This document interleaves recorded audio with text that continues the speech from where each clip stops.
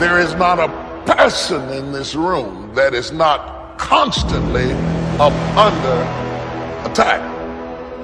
No matter how blessed you've been, no matter how successful, no matter how accomplished, no matter how healthy, no matter how fruitful you are, somewhere in your life you are either being attacked or about to be attacked in some area of your life.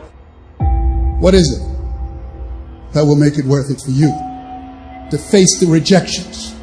What is it that will make it worth it for you to brainstorm and not be intimidated and say, I can do this? What is it that will make it worth it for you to raise the bar on yourself and say, I got some more stuff in me? What is it that will make it for you when you want to give up?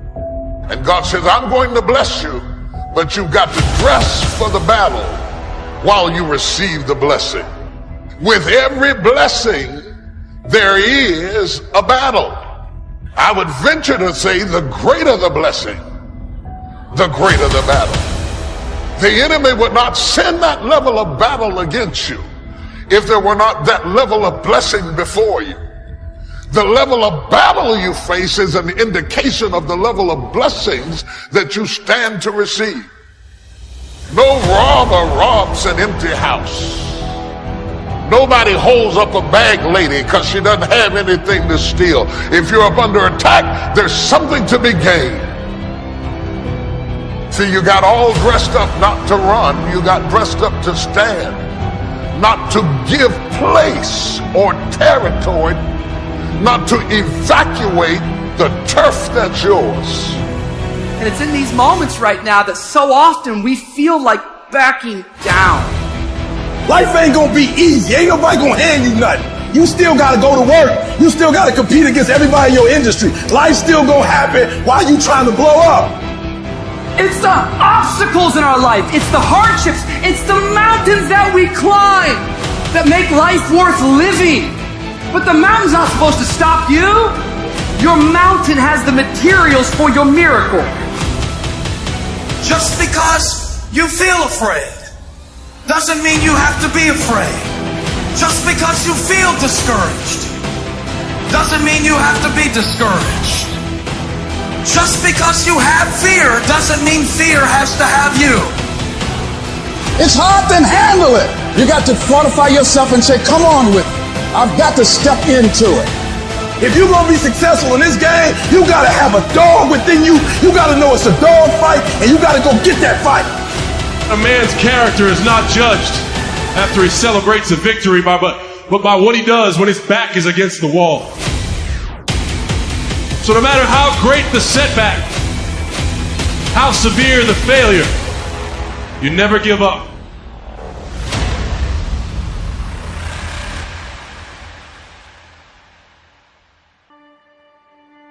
Grab and seize this opportunity like you've never seized anything in your life before to make something remarkable of it.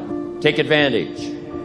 Don't be lazy, especially in the spring. Don't be distracted, especially in the spring. You've got to take advantage of every spring that comes because there's only a handful. Life isn't forever.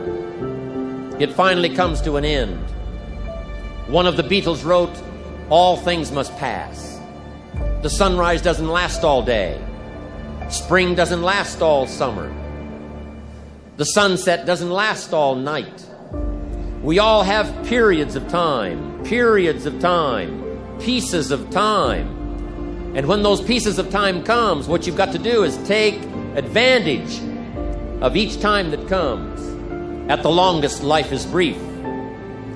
At the longest, life is just a small period of time. So don't waste your springs. Don't waste the opportunity to talk to someone. Don't waste the opportunity to have a meeting. Don't waste the opportunity to come to next extravaganza. Don't waste the chance. Each spring that comes, take advantage of them because there's just a few. Don't let them all pass.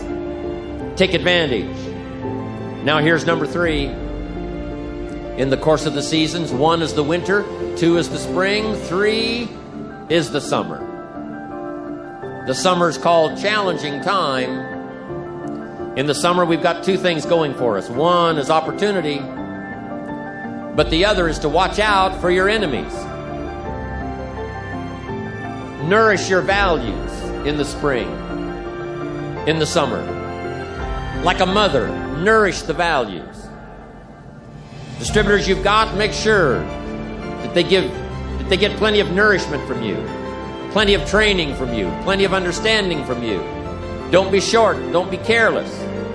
Give them your best like a mother would give the best to her child. Be like a mother in the summer and give the best you've got to everybody you can reach and everybody you can touch. It's called opportunity in the making. Be careful of those around you. Well, here's what you've got to understand. It's not the 13th floor that sends you your check. It's not the computer that sends you your check. Some live human being had to make it possible for that money to finally get to you. So remember, it's human beings that make our lives valuable. It's not systems, it's not numbers in the marketing, it's not computers, it's not the printout, it's not points, and it's not royalties. What makes us all rich beyond our wildest imagination is people. So be mindful of investing in the summer in every person you can possibly invest in. They will make you wealthy. Of course you struggle to remember it in your day-to-day life because life is difficult and it's harder to do things than not to do them, and it's harder to do them well than to do them badly. You know, and it's easy to sit around and be hopeless. I don't mean it's emotionally easy, because it's not, but it's procedurally easy to be useless and to fall back into your old habits and to not discipline yourself. And it's a matter of continual practice, slow continual practice. And I think a good example of that is something like weightlifting. You know, if you start a weightlifting program, which I would recommend, by the way, because it's tremendously advantageous physically and cognitively, you're not going to really see results for a number of weeks, and then the results are rather slow, but you can get pretty decent results over a 6-month period and absolutely stellar results over a couple of years. And so you have to make sure your time frame is right and not to be too hard on yourself. And I did mention the future authoring program earlier, and one of the things I would recommend too is if you're having a hard time implementing your decisions, say your ethical decisions, that you spend a bit more time thinking them through and writing them down. And the future authoring program is really helpful for that. That's why we designed it. And so get your goals straight and continue to practice every day. And if you're not succeeding, then make your goals slightly smaller.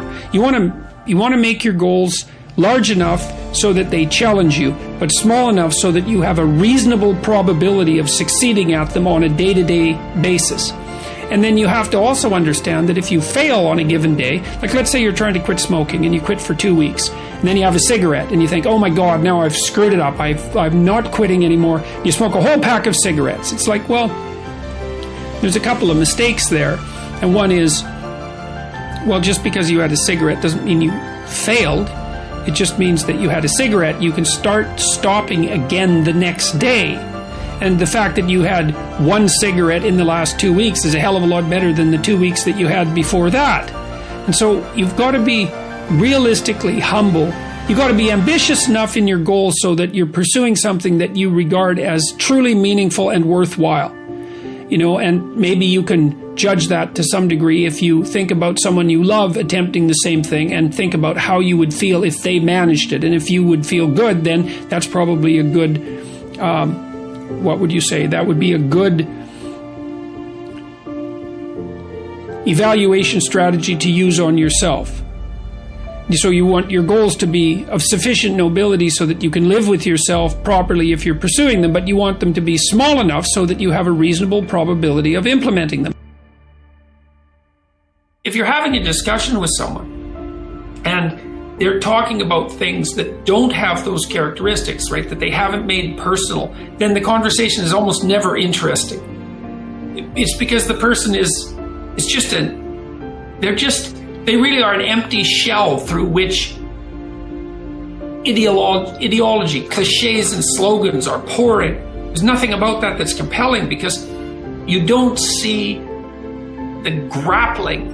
You don't see that the other person has grappled with the ideas and come to their own unique conclusions. And it really is in that mingling of the abstract and the particular that compelling wisdom is to be found. And so that's and then concretely speaking, Well, there's ways of earning your knowledge, and part of that is reformulating it in your own words. That's thinking it through, right? And discussing it until you have it at hand.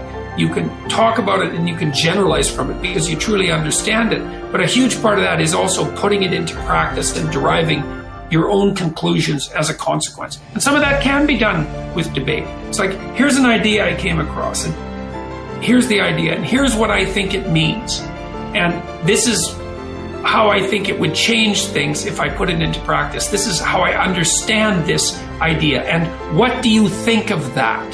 Like, that's a good debate or discussion, you know? Because then the other person can say, well, I don't really agree with the way you formulated that, or I don't agree with your conclusions. And hopefully it's a real discussion and not just one-upmanship, you know, because that's a pretty dull game.